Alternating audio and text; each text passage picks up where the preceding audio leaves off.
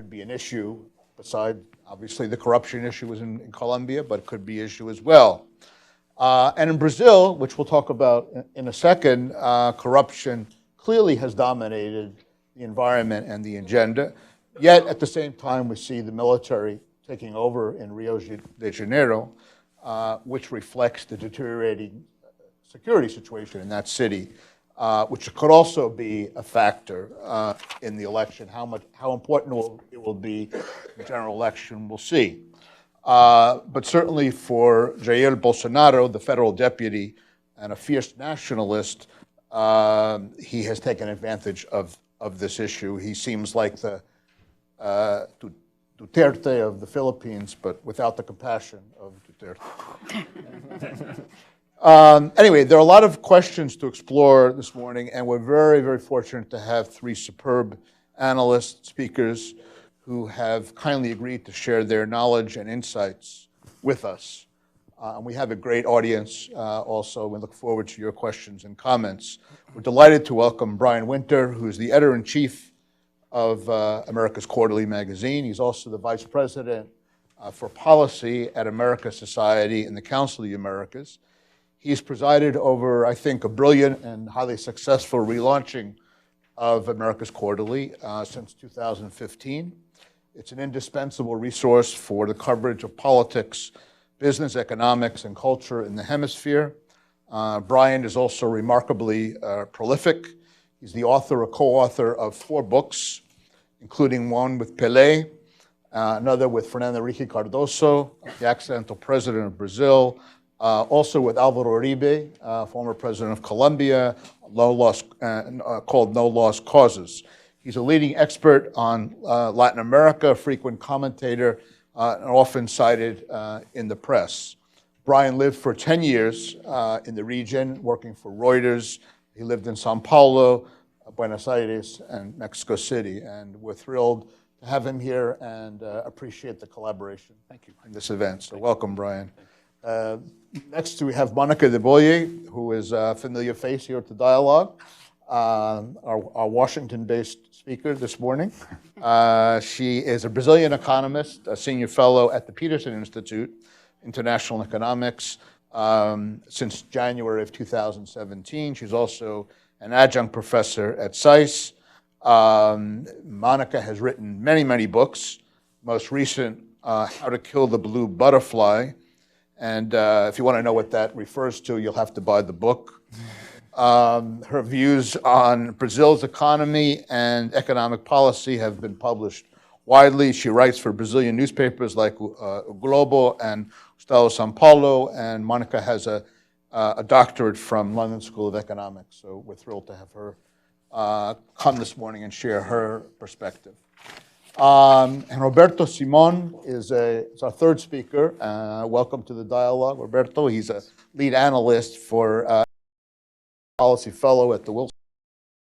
It's a top media. And that it's kind of a concept that's been imported from the United States and elsewhere, and that Mexico and Brazil don't usually have that much in common. I think there's truth to that. But I've been to 7 Latin American capitals in the last 12 months, and there was one commonality in almost all of them, which is that wherever you go right now in Latin America, people hate their government. We think that we have an issue with low presidential approval ratings here in the States with President Trump, who has an approval rating somewhere between 35 and 40%. But if you look at the 7 biggest Latin American countries by population, and you look at their presidents, only one of them has an approval rating higher than Trump's, and that's Mauricio Macri in Argentina. Now, their predecessors and kind of what politics as usual looks like in their respective countries. And I think that, I think that's the phenomenon that's playing out in Brazil as well. And I think it's going to be really hard, for me at least, to sit here today and say, I think such and such candidate is going to win. I think it's really hard based on the polls right now. I'm glad nobody got up and left, by the way, when I said that. But I think you can talk about, I think there's 2 fields. I think there's anti-establishment candidates, and I think that there's kind of the politics as usual candidates. And I find it helpful to think not only of the Brazilian race, but also the Mexican election and the Colombian election kind of in that same framework, because that's what the polls show us. I mean, people are particularly angry about corruption in all of these places. And if you look at the three big elections in 2018, the leaders right now are, again, if you assume Lula's out, Bolsonaro in Brazil, Gustavo Petro in Colombia, and Andrés Manuel López Obrador in Mexico. Doesn't mean that those candidates are the ones who are going to win. It's still early. Colombia and Brazil have a runoff. But it shows you that you have this anti-establishment wave. Some of it is being driven by things that are somewhat unique to Latin America, like the end of the commodities cycle and the fact that these economies are slower than they were 5 years ago. And some of it is being driven by this global, or at least Western, rejection of politics as usual, and perhaps in some cases democracy itself. Donald Trump won the election here in the United States in 2016 by saying that the economy was a disaster, by saying that the entire Washington elite was corrupt, drain the swamp, right? And by saying that crime in the inner cities was rising and out of control. In Brazil, all of those things are actually true. And that is why Jair Bolsonaro is leading in the polls right now. It's because, and you know, for those of us who kind of lived through the election process here in the States, like all of this, they say that history doesn't repeat itself, but it does sometimes rhyme. There's shadows in all of this. I mean, he is basically campaigning under a broad umbrella of rule of law, where he is presenting himself, perhaps disingenuously, as the only clean politician in the race. And he's presenting himself as the only guy who can tackle rising crime. His ideas for doing so include arming the entire population. He even suggested in Japan this week that the solution to domestic violence in Brazil was to have a gun in every household. It goes without saying that many of his ideas are roundly rejected by people who understand security policy, but the fact remains that a big percentage of or significant percentage of Brazilian society is buying into his proposals and is willing to, quote unquote, look the other way on certain more controversial things that he's said in the past, because they see him as the only answer to this culture of illegality, which is sort of defined by, in their minds, by corruption and also by rising street crime. And finally, I mean, you mentioned, Michael, just as backdrop to this environment that's been supportive for him and has allowed for his really quite sudden rise in the polls. I mean, this is a guy who, as recently as 2 years ago, was regarded as kind of a sideshow. I mean, he's been in Congress for 27 years. He's not a new face. But it was only recently where he sort of came, you know, over these last 2 years, where he really became viable as a national candidate. So crime in Rio got so bad over Carnival that the government decided to intervene. The truth is that if you, Exame magazine recently published a list of the 150 most violent Brazilian cities by homicide rate, not by absolute number of killings, but by the rate per 100,000. Rio de Janeiro is not on that list.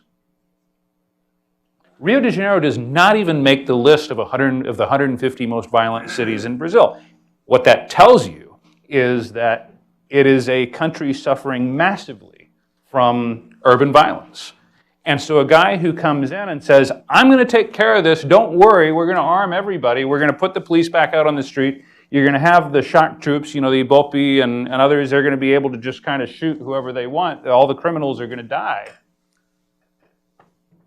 for a significant percentage of the population, that resonates, and they think, well, at least that guy knows what I'm going through on a day-to-day basis. Mm-hmm. So that's the environment that has put him in a position where, you know, how seriously should we take him? I think he's in the runoff. I don't think he'll win the runoff, but I think he's in the runoff. Okay, thank you. Well, we'll pick up on that. Okay. So I want to ask you who else will be in the runoff. But Monica, you have the situation. Perhaps you can help share some, your thoughts on this. The economy is actually it's been picking up a little bit.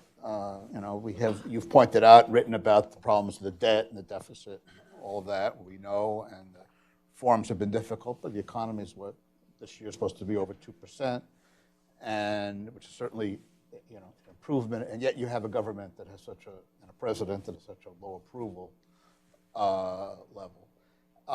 First of all, is it that Brazilians don't feel or perceive that things are getting better? It hasn't reached the average Brazilian. And second of all, if you could comment a little bit about, there is this sort of argument that one hears sometimes that even if whoever wins, if Lula is eventually allowed to run and he does win and comes back for a third term, or if Bolsonaro wins or whoever, that basically this is not going to, the economy is it's got its own, it's sort of a separate realm. It's got its own logic, and it's not, this politically could be very complicated, but the economy, will slowly begin to build on this recovery that we're seeing. How do you see the relationship there, and why isn't the government getting more credit for at least sort of some signs of growth? Thank you, Michael. That's a very instigating question. Thank you for also the invitation to be here. Thank you to my fellow panelists. So let me try to address your question from several different perspectives. Firstly, why is the government not being able to sort of bank on what's been happening to the economy? I think the answer to that has you can look at it from a number of different angles. But one is Brazil went through an extremely bad, terrible recession in 2015 and 2016. And some aspects of what we have seen since then, some aspects of the current recovery, are really just the natural byproduct of what happens to the economy after you've gone through a very bad recession. So put differently, you don't have to do a lot to get the economy sort of stabilized and growing a bit again after you've had a recession that was that deep. So in a sense, the cyclical aspect of it, which is, sort of, yes, related to some of the policies that Temer put in place, but some of it is not. It's just the natural reaction of the economic cycle anyway, kind of explains that a bit. But the larger, I think, aspect that one has to look at is how is the recovery getting reflected in people's lives? I mean, GDP, and when we speak of growth, that's an average of what's happening in the economy. And obviously what that means is that for certain segments of the economy, they might be feeling that things are improving, but in other segments of the economy, things will not be improving. And you see that very clearly in what's happening to the labor market, for example. So we have come off the high unemployment levels that we saw back in 2015 and 2016. 2016 was actually the peak, or early 2017 was actually the peak. We've come off from the peak unemployment of nearly 14% that we had. However, unemployment has not fallen enough in order to get back that sense that the labor market's improving and people's lives are improving and so on. Unemployment currently is nearly at 12%. So that's extremely high. And the employment that has actually come back has so far been relatively precarious. So we've seen a lot of, the jobs that are being created are jobs which, are part-time jobs, or they're jobs more in the informal sector. So there's not that element of, labor market security or employment security, which evidently affect how people view their prospects going forward, and how this recovery is affecting them. So that, I think, partly explains some of that. The other aspect is inflation has fallen quite substantially, and that certainly has helped, to recover real wages to some extent in Brazil. But again, it's been rather modest. It hasn't been enough to sort of move people beyond, thinking about these other issues, security, corruption, and all the other stuff that's also affecting their lives, and thinking, this economy is really taking off, and therefore I should support this government. I'm not going to go into, because I think we can go into that in the Q&A, of what this government also represents for Brazilian society at large, because there is this perception amongst part of Brazilians that this government is actually illegitimate, given all of what we've seen coming off of the impeachment process of Dilma Rousseff, and we can talk about that in the Q&A at length. But there is that aspect too. So there are a number of things that sort of influence, why we're seeing a recovery, but it's a recovery that's not really, amounting to much in terms of moving voter sentiment or in terms of moving the approval ratings for the Temer government. On top of all of that, it is a government that has espoused some reforms. Some of them have been important, but they've gone nowhere. And at the same time, pension reform, which was buried last week, is a very important reform that Brazil eventually is going to have to do, because otherwise it has no medium-term sustainability to speak of. But this government was really unable to, A, explain to the population at large what the pension reform was all about. B, it was a government that already had issues of legitimacy to begin with in order to have the mandate to propose such a reform. And C, because of all the things that we've seen regarding Temer's necessity for survival, and we can go into that in the Q&A as well, this reform has been significantly diluted and has left portions of the civil service in Brazil, which sucks a lot of resources from the system, out of the pension reform, which obviously hasn't made the population at large very happy. So the whole debate around pension reform has been very toxic and certainly hasn't helped the government in any way in sort of raising its approval ratings.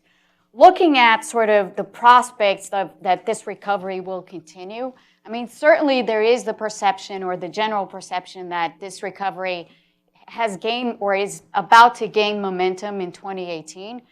But I don't think we should reach too much into that at this point, because you mentioned the deficits and the debt. And Brazil's deficits and Brazil's debt, when you look at what's happening over the medium term to the fiscal deficit, what's happening to debt to GDP in the medium term, Brazil is completely unsustainable right now. And the security issues that we see at the state level are also a reflection of this situation, because evidently what you see at the subnational level, which makes the whole situation even more dramatic, is that not only is the federal government in a completely unsustainable fiscal situation, but at the subnational level and at the state level, many governments are actually bankrupt or nearing bankruptcy. And they're the ones responsible for security in their states. So the situation in Rio is a reflection exactly of a complete breakdown for several reasons. In the case of Rio specifically, it lost oil revenues because of corruption. It lost tourism because of a number of security issues. All these things are intertwined. But Rio is sort of a little laboratory of what's happening in the country at large. You have many states which currently are facing very dire fiscal conditions. And how do you solve that when the federal government really doesn't have the ability to do anything to help these states and won't have that ability anytime soon, because itself is facing huge problems that it needs to resolve? So these are the issues that the new administration, whomever that might be, whether it's Bolsonaro, which I frankly hope it's not, or someone else, these are the issues that this new administration is going to have to confront right at the start, which means that we can't divorce political turbulence from a potential slowdown in the recovery. So I find that idea that you can divorce politics from the economy completely antithetical to anything I think we're going through that process right now, but it's cyclical. At some point, these two things are going to collide back again, and I think that's going to happen sooner than some think. And second to that, which is the other aspect that we haven't talked about, how does Congress play into all of this? Because obviously, I mean, we all know that Brazil has this extremely fragmented legislative, and this isn't going to change in 2018. If anything, Congress might even be slightly more fragmented than it's been so far. We don't know. There was a political reform in 2017. It introduced some election thresholds, which are supposed to go up over time. They're not really going to bite in 2018 all that much. So, you know, we're looking at a Congress that's possibly as fragmented or more than the one that we currently have now. And how does any administration get anything done in a legislative with a Congress that is this fragmented? So these are the kinds of issues that we will have to confront. We've been able to skirt them so far in a number of ways, but they're coming and they're inevitable. And they're going to be in the next administration's face very, very soon. Great, thank you. Thank you. Well, I'll turn to a more pessimistic view now. We've heard the optimistic side. Roberto, I'm going to ask you the hard question because, you know, you come here to work this morning. Let's talk about Lula for a second. Do you think he will be able to run? How do you see the chances of that? And do you think he should be able to run? Let me start by thanking you all for being here. Thank you for the invitation, and it's a great honor to be with such distinguished panelists. And the short answer is no, I don't think Lula will be able to run. I think the way the process have moved from Judge Moro in Curitiba to the appeals court, the TRF4, you know, now you have 4 federal judges basically saying that he's guilty. I think it's really difficult at this point to see the electoral courts admitting him as a candidate come late August, September. And then what happens? I think the big question in electoral terms right now will be, you know, what happens to the Lula votes, the so-called popular vote? Will it go to Bolsonaro, or, you know, does someone like Ciro has a chance? And for me, it's clear that, you know, even speaking with PT people, the strategy right now is just to kick the can down the road and make sure that they can delay as much as possible the decision to remove Lula, so that Lula will be more likely or have, you know, an increased capacity to transfer votes to someone like, you know, Haddad. We saw that Jacques Wagner, who was kind of the person who was being prepared by the party to be the candidate if Lula would not be able to run, he is now in dire straits with the federal police. There was a big raid in his house yesterday, so things are changing fast in this sense. But anyway, if we get to August and Lula is removed from the race and he can kind of shape the narrative and create some momentum for the left, then he would be able to try to put someone on the runoff. But I think, you know, the big question is a question that I hear all the time from clients, for instance, you know, who's going to win in October? And usually my answer is, that's not really a question analytically, because it's just, you know, trying to respond that is pure guessing, right? We don't have the data. We can't forecast that right now. We don't even know who the candidates will be. And in this sense, I think April 7 now will be a key date. It's the deadline for those who are holding executive office to resign. So we may see Alckmin resigning. We may see someone like Meirelles resigning, probably. It's also the deadline for politicians to change parties. So will Meirelles go to the PMDB and leave the PSD? And then will the PMDB has its own candidate for president? These are questions that are still unanswered, and they're very basic to start thinking about, you know, the horse race. And another big question for me is, you know, if Rede, Marina Silva's party, is shrinking in Congress, it may shrink to a point that she won't be able to make it to the presidential debates. Because according to the electoral rules in Brazil, in order to participate in a debate, you need a minimum of 5 congressmen from your party represented in Congress. So these are still unanswered questions, right? And the second point is that when you look back to the dynamics of presidential elections in Brazil over the past 2 decades, what we see is that a first phase where things are, you have a lot of noise, a lot of volatility, and then a second phase where things kind of consolidate, usually between the PT and the PSDB. So if you think about 1994, when Fernando Henrique Cardoso was elected in October, in March, April, Lula was polling at 40+%. Fernando Henrique had something like 15%.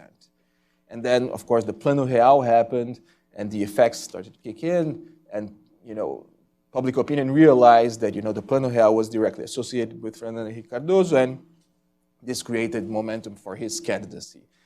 In 2002, when Lula was elected for the first time, at first in March, April, the front runner was Rosiane Sarney, and her candidacy collapsed because of a scandal. Then it was Lula at 30+%, followed by Ciro Gomes with 28%, and until July you had Serra at something like 15%. And then again, we moved to a PT-PSDB dynamic in late August, September, October.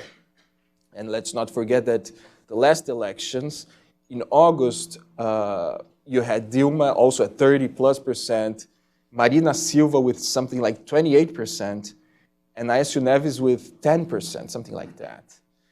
And Marina Silva was at the height of her campaign because of the tragic death of Eduardo Campos, etc. But then the PT waged a very aggressive campaign against her, and they clearly identified her as the biggest threat to Dilma, and her campaign collapsed, and then we moved to a kind of PT-PSDB dynamic again. And what is really interesting is that when you look at this Cold War that we had always in the last part of the election between the PT and the PSDB, it has been fairly easy to predict voter behavior based on 3 variables. First, education. Second, income, and of course they're extremely correlated in Brazil. And third, zip code. What I mean is that if you think about a 40-something man from the state of Amazonas, he would likely 80-90% chance of vote if he was lower income for the PT. And if you thought about middle class women with high school degree or maybe a university degree from Rio Grande do Sul, she would very likely be on the side of PSDB. And of course, it was not easy to predict the outcome of the election, but the election was about the margins, and it was a fairly kind of, you had a clear trajectory on how things were evolving. This time is very different, right? Because, and for me, going back to my first point, the real question is not who's going to win. It's will this dynamic that sustained the PSDB-PT Cold War or polarization continue, in the sense that will the pillars that held this and supported this sustain a huge pressure for change coming from things like a protracted recovery after the worst crisis Brazil had in its recent history, car wash, a huge anti-establishment feeling across the board.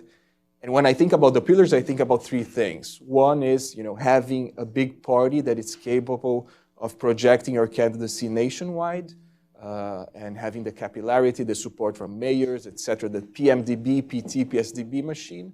This has been like the key to win an election in Brazil. The second big pillar is money. And then we had a change in legislation in Brazil in 2015. And now companies cannot donate money, so basically we'll have $1 billion now going from public coffers to politicians to campaign in Brazil, a hugely controversial topic. And the third point, which I also think is extremely important, is exposure and media presence, right? Traditionally, we've seen elections in Brazil as a matter of who has the biggest exposure on TV. And in Brazil, according to the electoral legislation, your TV time is proportional to the size of your coalition in Congress, right? But the problem right now is that people are not really watching the public advertising for candidates. So we'll see social media, and of course internet penetration has grown tremendously in Brazil. Now it's at something like 90%. Facebook penetration is super high in Brazil, WhatsApp, etc.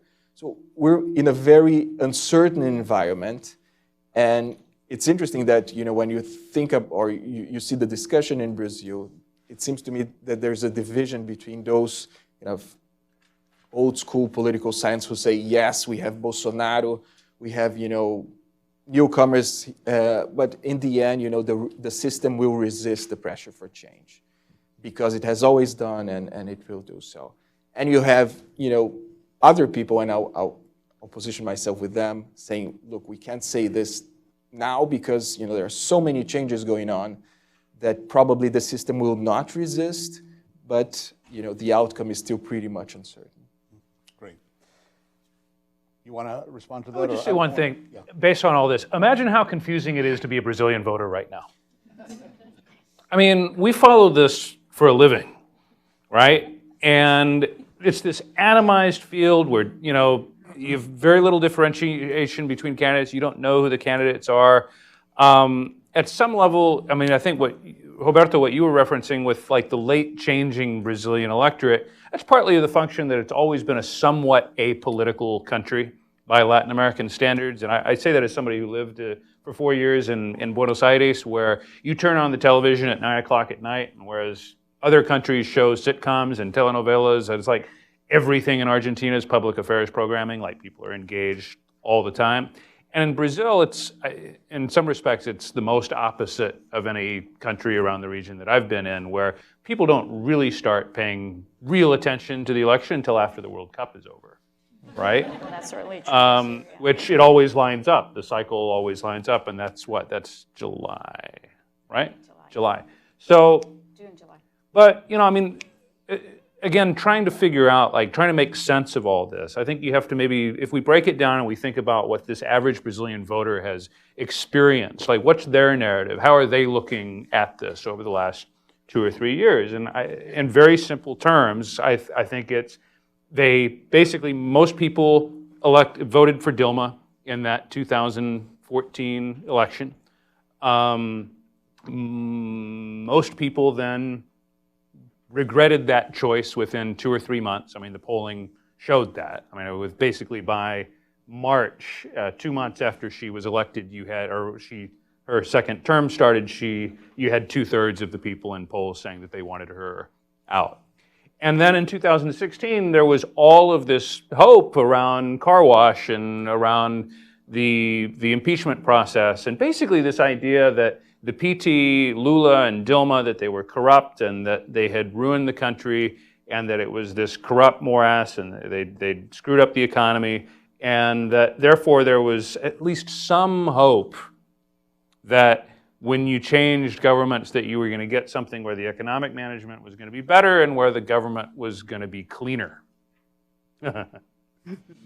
And what's happened since then is most likely, and again, this is in the polling, people have been overwhelmingly disappointed by Michel Temer.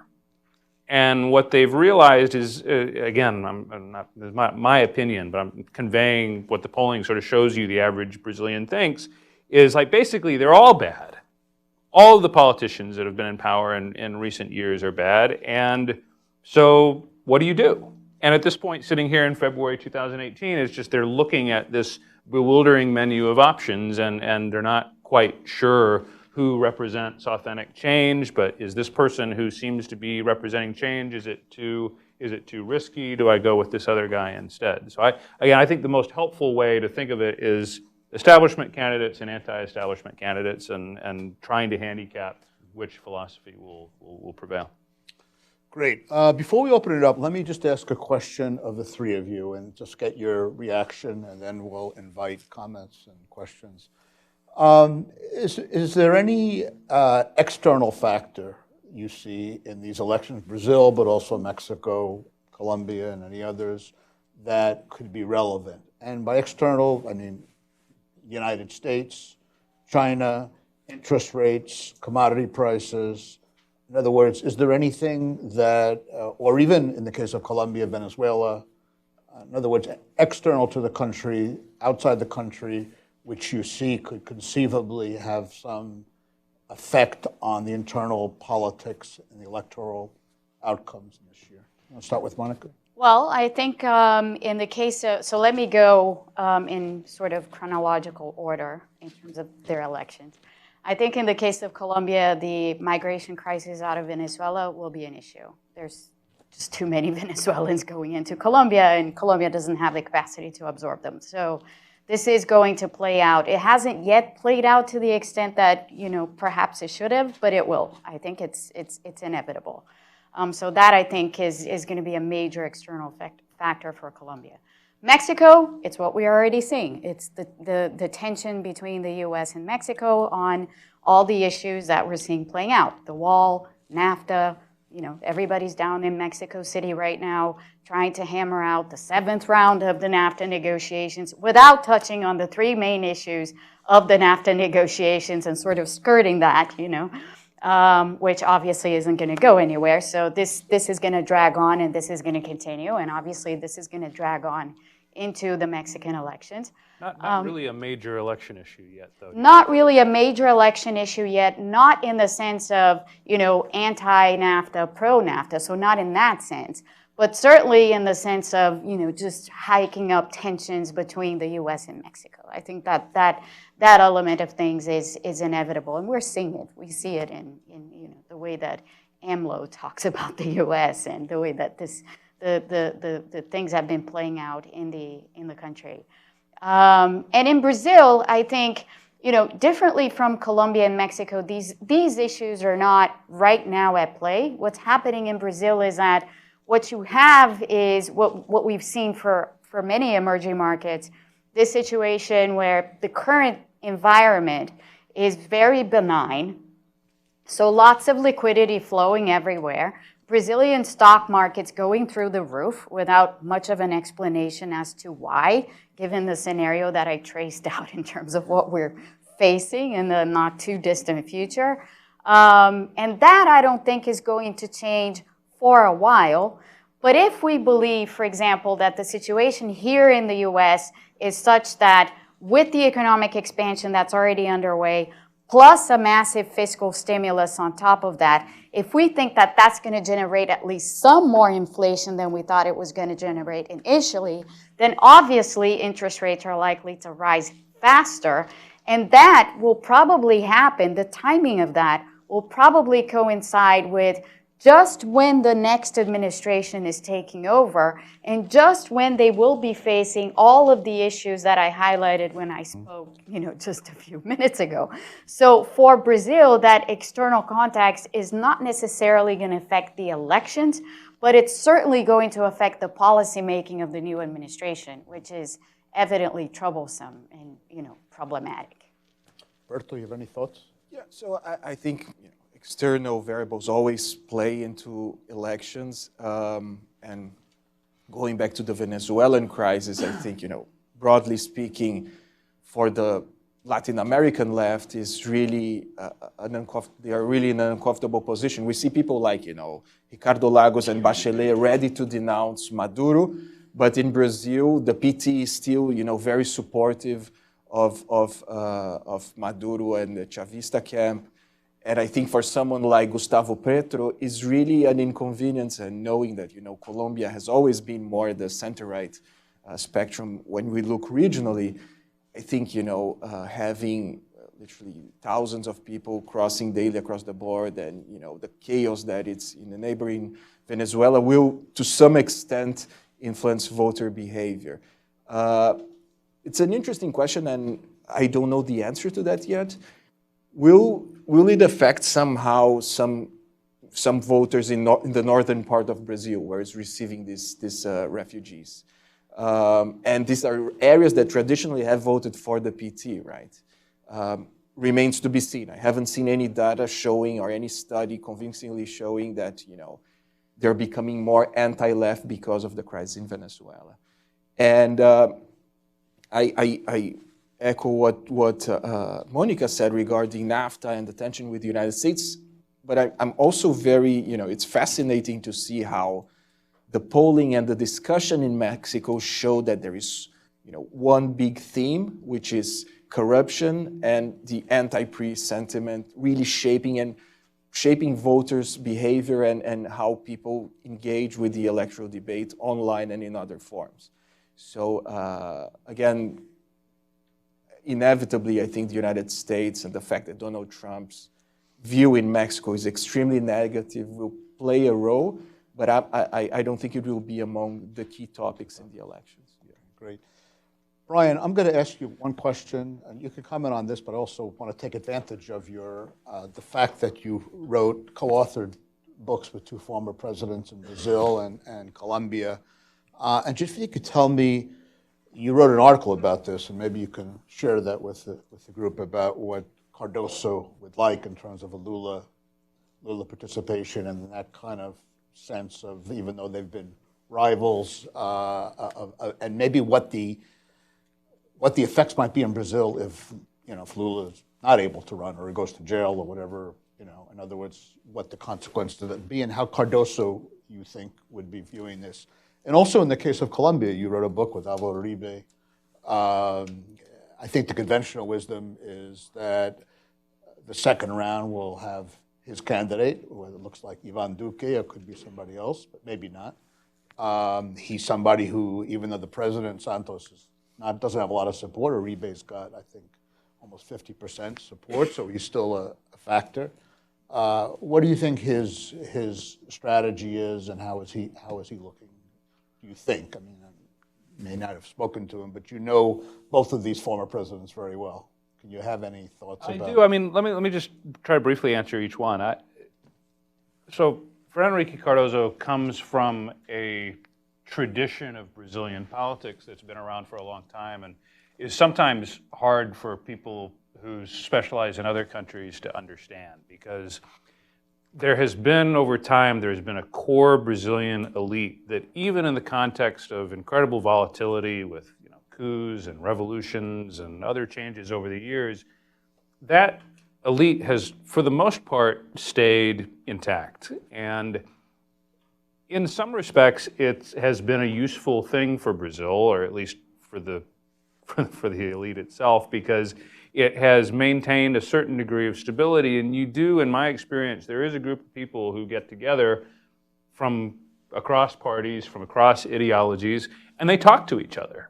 I mean, it's no secret that Cardoso and Lula not only started out as friends in the 1970s when they were, in their own ways, working against the dictatorship at the time. It's also true that they have maintained a dialogue over the years, and they've gone periods of years without speaking to each other. But when a public example of this was when President Cardoso's wife died, Lula went to the funeral and gave him this hug, and there's this photo that kills me when you see it, where like the expression on Cardoso's face when they're hugging is not the expression of you hugging your political rival. It's the expression of being at a moment of great personal grief and hugging your friend. And I have to say, I mean, if there's anybody in the room who mainly follows Argentina or Colombia, that's unthinkable in an Argentine context. I mean, and it reflects a degree of collegiality that has been part of Brazilian political culture for a long time, with its obvious exceptions and flaws. And of course, what I'm describing can also be described as a clubby elitism that fosters impunity and a bunch of other ills. I mean, it has its, I'm not describing it as opposed to praising it. Within that framework, there's a significant percentage of the old guard who would love to see Lula as a candidate in this election. Fernando Henrique has said repeatedly in the press, I think it would be bad for the country if Lula was barred from being a candidate, because you're potentially disenfranchising millions of people. He's also said, I think it would be preferable to beat Lula at the ballot box than to see him jailed. And again, what he's speaking to, I think, and I mean, I've I'm sure what he's speaking to is that old tradition that in the minds of people from inside that establishment has helped hold together a continent-sized country that's very fragmented politically, that's riven by tremendous inequality, and that is, by its nature, somewhat fragile. The question is, I think, is whether that era is over. And it seems like, at least with this one battle, like the Battle of Lula 2018, it seems like Lula and the establishment writ large, by the way, Michel Temer has also come out saying more or less the same thing that Cardozo said, it looks like they're going to lose. And everything that we've seen from car wash over the last, car wash as being sort of the primary representation of this suggests that, no, actually, a culture of institutions and rules and laws is prevailing at the moment and perhaps into the foreseeable future, and therefore Lula will not be allowed to run. So, I still think that there's a chance that Lula essentially finds a way, aided by this old establishment, which includes members of the judicial community as well. I'll be vague so I don't get into trouble. I think there's a possibility that they could still find a way for him. With regards to Uribe, look, so let's just talk really briefly about the Colombian election. I have a crackpot theory that I've developed over the course of nearly 20 years following Latin America, and that is that if you really, really had to boil it down, there are two things that determine a country's success, particularly in the South American context. One is commodities prices, and the other is the quality of the human being who is the president.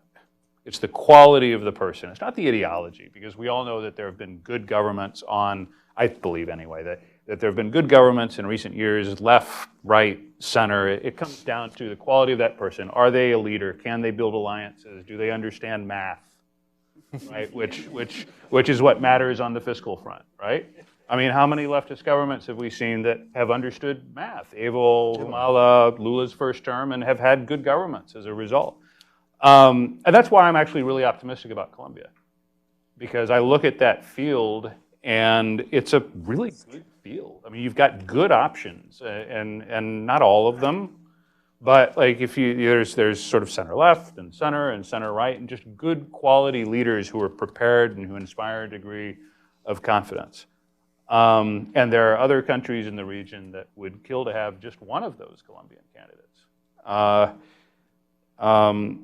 And as far as who gets into the runoff, I mean, I don't know. It seems like at this point, it seems like maybe Petro gets into the runoff, and then followed by either maybe Duque or Fajardo. But we'll see. I mean, there's a lot of that's another one where it's just like the Brazil election. I think the Brazil election really could get down to the final day and not know who the other candidate is going to be in that race. And I think Colombia may be very well the same, where you have a bunch of candidates sort of in that 15 to 20% range. I think the elections on March 11th may help clarify the political options in Colombia. We'll see after, but I think that things will become a little clearer. Why don't we open it up? We'll just please be brief, Peter. We'll start with Peter here, and then we'll go here. Well, just wait for the microphone. I waited. You can't wait to ask the question. So anxious. Well, you left us all confused. That was the point. And, you know, I warned you. You certainly. And we achieved our objective. Brazil looks like a terrible mess. Mexico is probably not a whole lot better. Colombia maybe a little bit better. But, you know, I'm not sure I should ask this question, but I want you to answer not from any political, ideological bias, but sort of how you, sort of as an analyst, who would be the best candidate? Who would, to sort of take over the Brazil and solve its governance crisis, include Lula in that? Who would be the best candidate in Mexico to take over Mexico and help get it back on track? And you can also talk about Colombia, but at least those first two. Who do you think, should be the choice of the people? Not who's your choice. I'm going to give you some time to think about that. You had a question? Yeah? Yeah. Please. Hi. Is it on? Okay.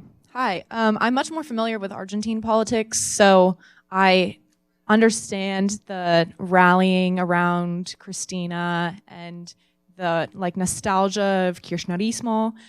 So I'm curious to hear your views on why there's such popular support for Lula if corruption and anti-corruptionism is the biggest facet of this election.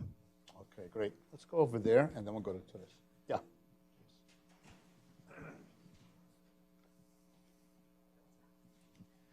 Thank you. So I have a question about the Bolsonaro and kind of a comparative question about Mexico. So when you were talking about the factors behind his viability as a candidate, you mentioned corruption and sort of the rising crime and violence. How come we don't see a candidate like that in Mexico? That's kind of running. I know it's kind of a counterfactual, but I've just been wondering about that recently. Okay, and we'll have a final for Teresa. Then we'll open it up. Then we'll do another round. But Teresa, here's the microphone here. Brian, Closer to the, so we can hear. Yeah. Okay. You interviewed Bolsonaro. Did you get a sense that he has any understanding of the problems on the economic front, on the public finance front?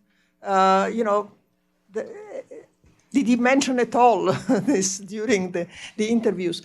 Does he have some advisors that sort of give him some good advice in this area, or at least a sense of the realities on the ground? And then a similar question is about AMLO. To what extent, from your following of the Mexico scene, do you think he could, he understands the somewhat different, less bad, but still, significant challenges that on the economic front, particularly if he wants to pursue, a aggressive social agenda. Great, thanks. Why don't we start with Roberto, maybe? I can choose the question? You could choose the question. Who's the best choice for Brazil, Roberto? By the way, as long as you got the floor, tell us who the best choice is in the United States to solve our governance problems. So I'm anxious to hear that, because I want to know what you think about it. Yeah, so I'll start with the Lula phenomenon and why Lula is so popular. I think it's a good question. And part of it, my interpretation is that there's a very strong sense of nostalgia among certain Brazilians in specific parts of Brazil vis-a-vis the Brazil of 2010, 2012. And they still associate Lula with the golden years of Brazil and the idea that Brazil was really emerging and, we were, the country of the future was becoming the country of the present, et cetera, et cetera. And usually they say all of them are corrupt, so Lula is no different from the others, but at least he was, able to put Brazil on the right track. I think this is, the short explanation for why the Lula candidacy is still very strong, and also the explanation for why you see so many people with the PSDB and other pro-government or center-right government parties arguing that the best scenario would be to allow Lula to run and to defeat him on the polls and to kill the myth, in the sense that Lula, you wouldn't be able to create a narrative in which, according to which Lula was barred and this election has been stolen, and get this and allow this narrative to perpetuate. You wanted to? I saw you. I was just going to interject briefly that if you look at the polling, Lula was actually down. His approval rating, his numbers as a potential candidate at the middle end of 2016 when the whole impeachment process is going on. Bumped him up. Lula was low, but then what bumped him up was the problems that Michel Temer had at the beginning of his government, where it became clear to the body politic, or let me say this a different way, where a large part of the population in Brazil concluded that actually the problem was the political class as a whole, and then the people looked back at Lula and they were like, wait a minute. let's give this guy another look. So I'm sorry. So that was Yeah. the polling. I mean, it reinforces that. It's in the numbers. What is interesting when you look at support for Lula, since 2006, Lula's re-election, it has been really regional and there's a very clear group that support Lula. So North, Northeast Brazil, lower middle class or very poor. And the question is, if Lula is removed from the race, what will happen to this vote, right? And I mentioned this briefly, and we saw a study recently showing that there was a theory that there would be a kind of a Lula-Bolsonaro vote, that people who would migrate from Lula directly to Bolsonaro. Actually, this didn't happen, at least not for now. And the exception for this was the state of Rio, where you saw some capacity of Lula votes flowing to Bolsonaro, but at a lower level than expected. And of course, Bolsonaro is from Rio, changes things, made his career in Rio. And then just the question on Bolsonaro and the economy, and I think Bolsonaro went through a sudden transformation that after 3 decades as a congressman opposing all privatization, saying that Fernando Henrique Cardoso should be shot for privatizing Vale, after saying that interest rates policy were a conspiracy of banks, after saying that Brazil should not, join Mercosur or should not embrace free trade, blah, blah, blah. Now he became a kind of a pro-Reagan type that you should privatize everything and let me bring, this liberal in the Brazilian sense, economists. There's a leading economist, a famous BTG economist advising him now. And for me, I mean, speaking with market people, and they are kind of, some people are buying this. And for me, it's just irrational and fantastic to see that because, and basically the argument is, well, Lula did the same in 2002. It was not Lula, it was the PT as a party with people like Dirceu, Guxiquem, Palocci, who kind of transitioned to the center, and it was a long process. There was a lot of internal debate and discussion. People like Mercadante opposed it. It was a real organic process of a party, coming to the center, and the PT was engaging the U.S. Embassy in Washington, saying to Donna Henry, who was the ambassador at the time, saying, look, we're not Chavez, we're really pragmatic. What we have now is Bolsonaro basically promising something, and when we look at his trajectory and all other things that he's saying about, arming people to fight violence and the type of, policy discussion that his camp has, doesn't make any sense. So in terms of, he doesn't understand anything about economy, and I think that's really, really worrisome. Brian? Can I interject? Please. I'm going to try to answer all the Tell us who questions, should fix Brazil. including yours. And you won't like my answer. I'll just Weren't crazy about the question. My short answer is there's nobody, basically. Out of all of those candidates, in the case of Brazil specifically, there's nobody that I think would be able to get the country out of the mess that it's in. What about Fernando Collor? Yeah, exactly. Well, he could be on for 2 years and be impeached, right? And we'd have another round of that. But Bolsonaro, and then let me speak about Lula, and then Teresa's question. Let me try to fit all of this together. Bolsonaro is a reflection of a bigger thing that's going on in Brazil right now. And it's a thing that's happened in Costa Rica, as we've seen with the evangelical candidate, and perhaps in some other places in Latin America, but it's big in Brazil. There's a big conservative movement in Brazil, which is new. We haven't seen it like this ever before. So Bolsonaro is sort of the reflection of that, including because he's very close to the evangelical base, despite the kind of things that he says. And he, in that same conservative vein, he's trying to sort of pick up on these old themes of, the country needs to have it's kind of a backlash to PT and a backlash to the Brazilian left, in the sense of saying we need small government, we need, markets to take care of things, we need to take whatever we can out of the hands of the state. we need to, and you can believe this narrative or not. It doesn't really matter whether or not Bolsonaro believes it himself, because the fact is that the people that he's surrounding himself with right now are people who believe in all of that. And they are the ones who represent this kind of reborn conservatism in Brazil. That's what's going on, and that's what he represents. So that's why when Brian says, you know, I take him seriously and he's a force to be reckoned with, I agree, because there's a broader cultural thing going on in Brazil right now that, you know, we've been having a hard time getting a handle over. So I see his bid that way very much. Lula, I think I agree with everything that Roberto said. I would underline one thing. Lula, in his 8 years in government, but in particular in his first 4 years, he actually governed quite well. And he did manage the economy pretty well. And he did do a lot for certain segments of the Brazilian population. So yes, there was a reduction in inequality. We now know it wasn't as much as, you know, we thought it was, because we have more data to look at, and we can look at you know, the reduction in inequality in all sorts of new ways that weren't available before. But nonetheless, it's still true that what was done under the Lula government, yes, that was made possible by the positive external cycle that was taking place, commodity prices rising, capital flows booming, all of that. But nonetheless, it's still true that he did manage to actually, you know, bring a lot of people out of poverty. That's the one thing that really happened in the Lula government. And on income inequality, more broadly speaking, you did see some reduction during his years in government.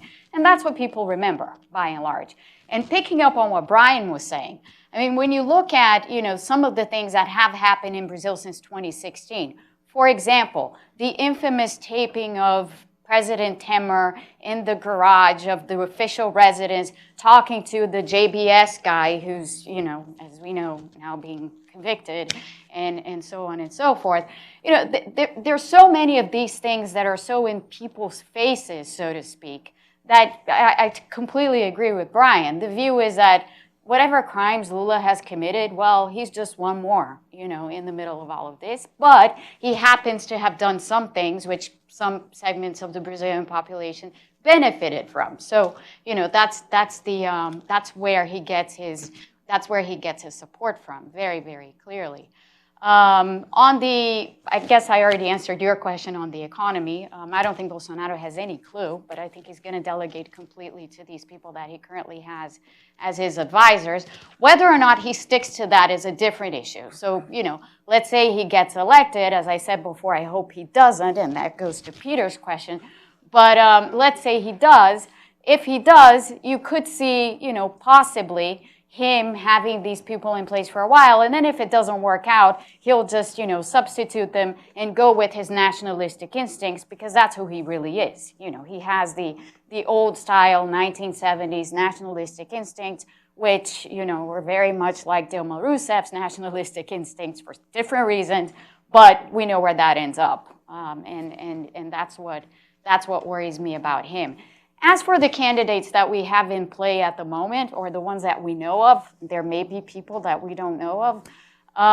Given as I said, the mess in every single respect, so the economic mess, the political mess, the corruption mess, the social mess, the cultural wars that are going on in Brazil, it is so difficult to see out of these, even these so-called anti-establishment and establishment candidates, anybody who has a real grasp of all of these things at the same time.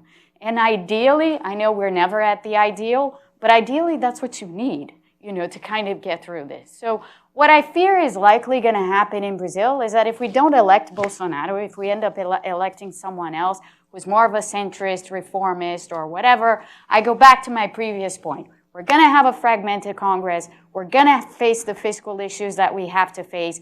Brazil is going to go through market turbulence. It's going to have to do some of the reforms that it needs to do, not by intention, but by necessity. And in the meantime, we're going to see a spike in inflation. We're going to see a slowdown in growth. We're going to go through the same kind of cycles that we've gone through in the past.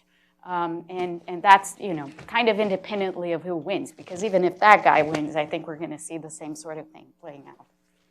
Thanks, Monica. Brian. So, Peter, I think your question is an opportunity to maybe give a little bit more shrift to this. Like, what if the establishment wins? Like, what if, we haven't entertained this seriously enough, and I don't think it's the most likely scenario, but I also don't think it's crazy. I mean, I think it's possible that you see the election of a continuity candidate who could be Geraldo Alckmin. It could also be Michel Temer. And I didn't see that one coming. The vampiro. Yeah.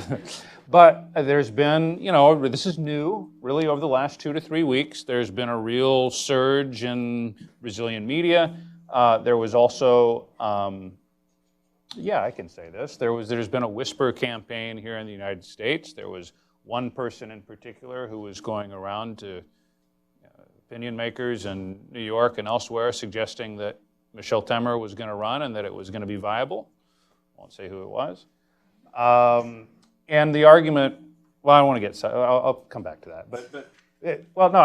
Now I'm sort of obligated to. The argument is, bear with me, that yes, everybody focuses on the fact that he has an approval rating of between 5 and 7 or 9%, but that actually, and this is true, Brazilian polling tends to be broken down into not 2 categories, but 3. So you have good, you have bad, but then you have regular, right, which it's kind of like, yeah, he's okay. And that actually Temer's okay numbers have gone from, I think this is right, 13 to 23 in the last couple of months. So the argument goes, you actually have about 30% of the population who looks at Michel Temer and says, he's okay, or I like him. And that actually in a very fragmented field, and if he has the machinery of government behind him, that maybe that's enough. You also have 70% of the electorate who says in polls that they would never vote for him under any circumstances, by far the highest of any candidate in the race. So I think it's a tough argument, but again, not an irrational one. Could it happen? I think it's possible.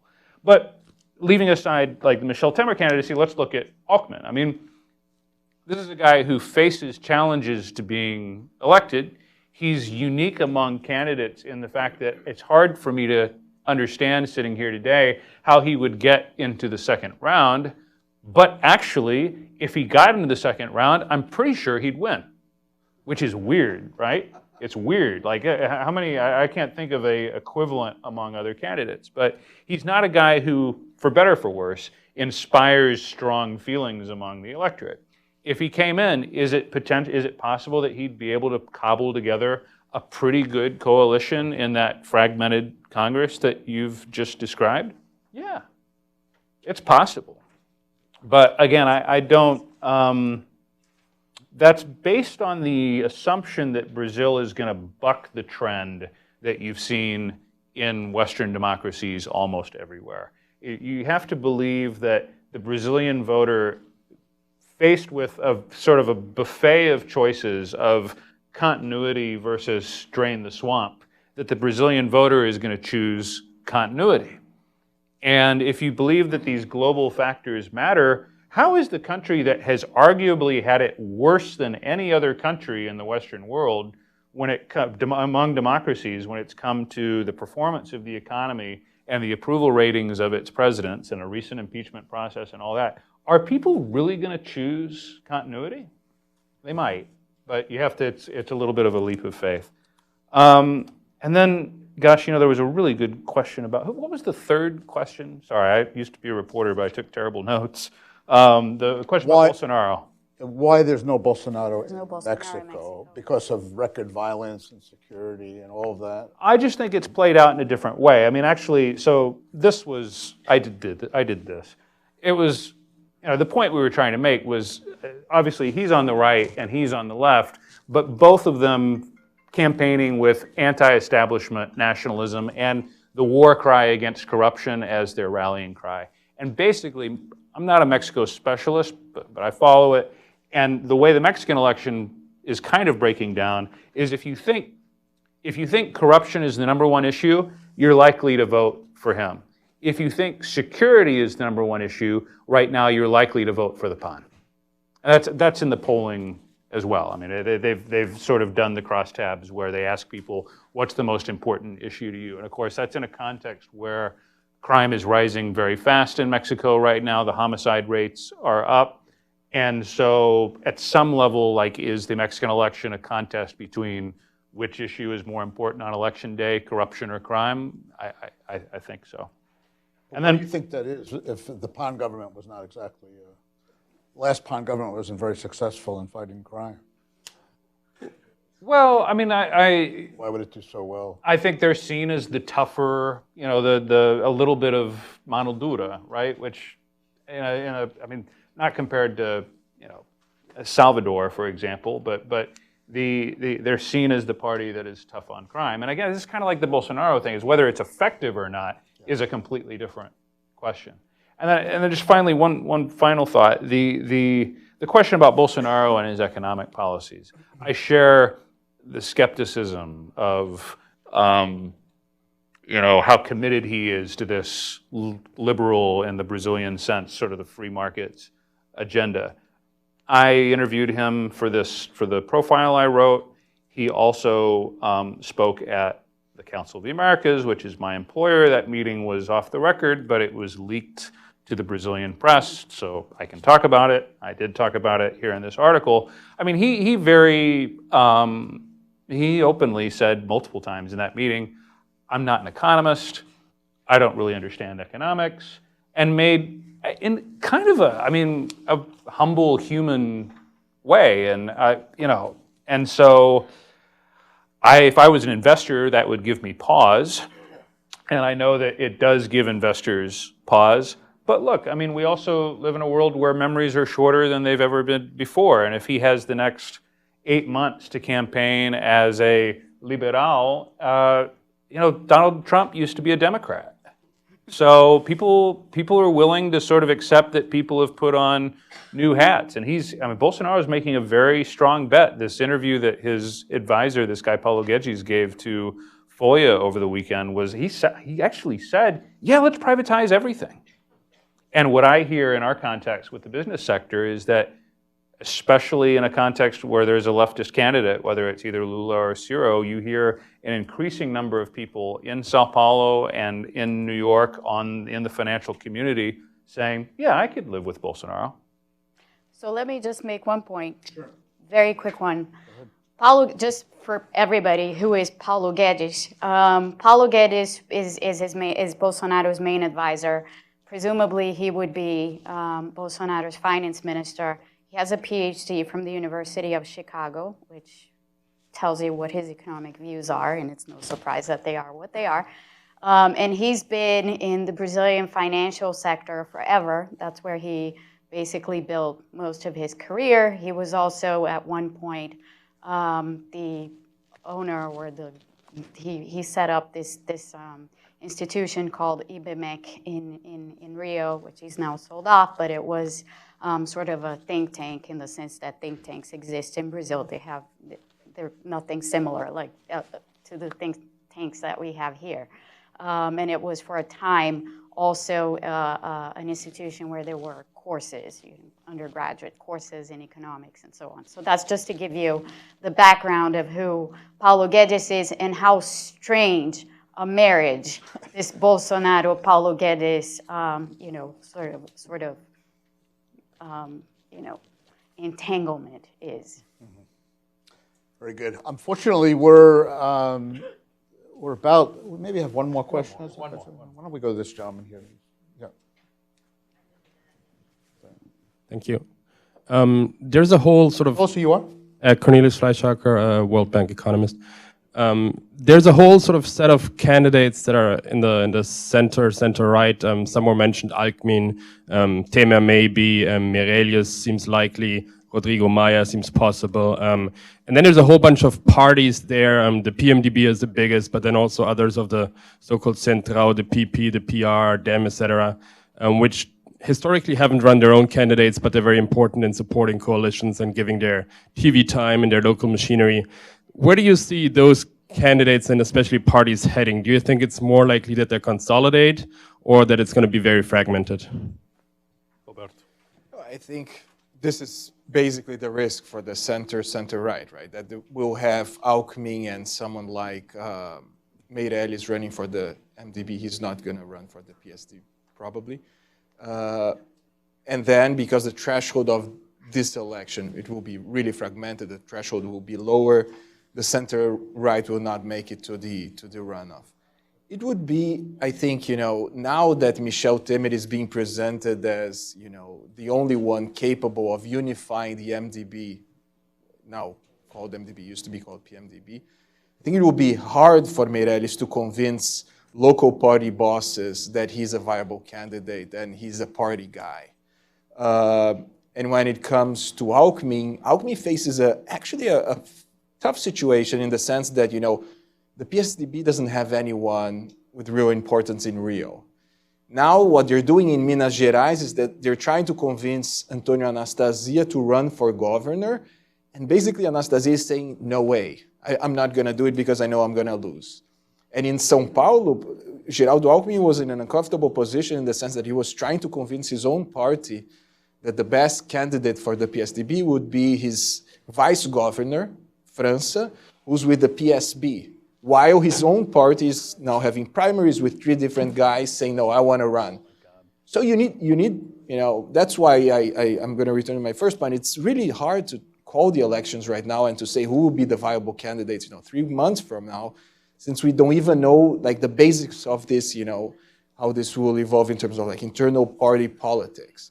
But I think it's a likely scenario that we will end up with, 2 or 3 center-right candidates come late August when the campaign begins. Great. Roberto, thank you. Monica, thank you. Brian, this has been a terrific conversation. I want to thank America's Quarterly for the partnership, and we hope to continue the collaboration.